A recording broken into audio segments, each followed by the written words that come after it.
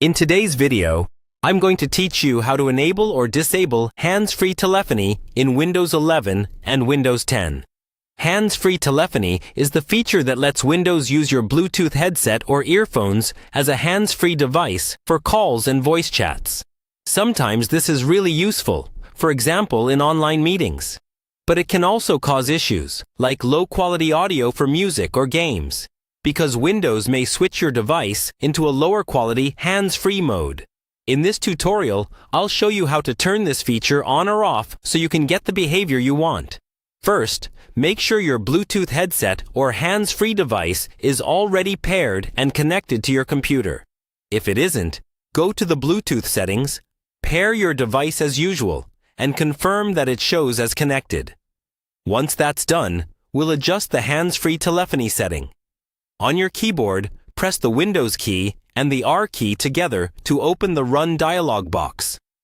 In the box that appears, type Control and then press Enter. This opens the classic control panel, which we'll use instead of the newer Settings app because it gives us more detailed device options. Inside Control Panel, look for the option called Hardware and Sound and click on it. This is where Windows groups all your audio and device settings. Under Hardware and Sound, find and click on Devices and Printers. You should now see a list of devices connected to your computer, including your Bluetooth headset or hands-free device. Find your Bluetooth audio device in this list. It may appear with an icon that looks like a headset, headphones, or a generic device icon. Once you find it, right-click on the device and choose Properties from the menu. This opens a new window with several tabs that control how Windows uses that device. In the Properties window, look for a tab labeled Services. Click on that. Here, you'll see a list of services that Windows can use with this device. One of the options should be hands-free telephony. If you want to enable hands-free telephony, make sure the checkbox next to hands-free telephony is selected. Click Apply, then OK.